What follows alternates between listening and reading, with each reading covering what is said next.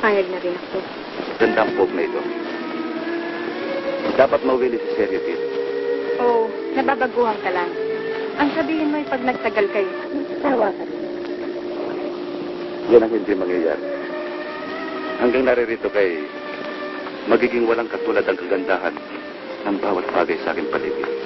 Dumiga na naman to. Panay biro ka. Pangmay nga dyan, mamaya meron pang makadinig sa atin. Ano? Ibig kong marinig ng buong dami ko sa'yo. Ha? Oy! Hindi na ba kayo makalab? Ay, Primo. Madali naman kayo. Tingin nga yan si Osang. Talagang pilya. Tayo lang palang hinihintay. Pabayaan mo sila. Ang totoo talaga nagpahuli sa lakar upang masarili kita. Pilyo ka rin pala, ha?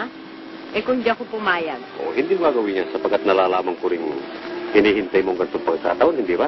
Talagang pilyo ka, ha? Tayo na! Madali na kayo! Mauna na kayo. Susunod na kami. Ang tigas naman kasi ng ulo mo eh. Pabayaan mo sila at bahala tayong dalawa. Alika. Ba? Hindi ko maaaring pabayaan ang ate ko. Ano bang hindi? Huwag mo silang intindihin. Bigyan mo sila ng pagkakataon. Hindi ba ganun ang gusto mo? Magkasundo at maging maligaya sila? Ito bagay nga. Oh, ayun pala. Alika na. Ayoko nga. Sige na. Ikaw na lang kung gusto mo. Alika na. Ayoko. Sige na naman. Sige na nga.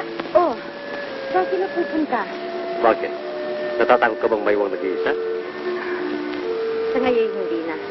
Sapagkat nawala na sa akin ang pag-aalinlangan.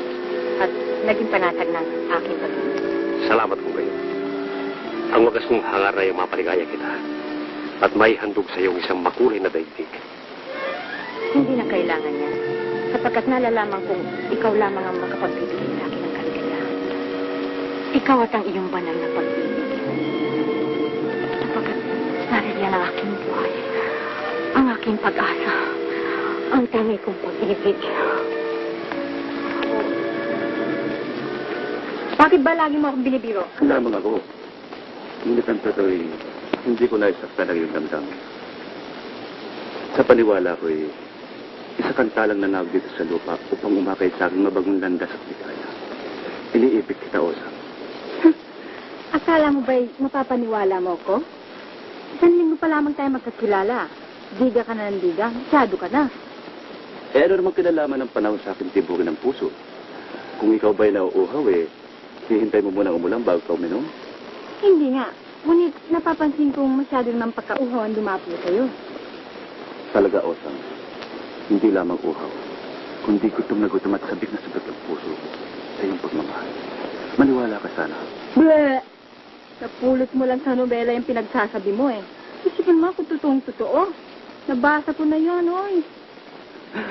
Alam ko na ang gagawin ko. Mabuti pa hintay na kitang lumaki nang mausto yung isip mo. Mabuti nga, yan ang gawin mo. Maghintay ka at magtsaga. Huwag yung inaapura mo ako. Sabi ni Ingkong, matamis daw ang bayabas kung hinog. Ngunit ubod ng pagla kung bubot. Kasi nga pala, tayo na baka iniintay tayo. Patay na.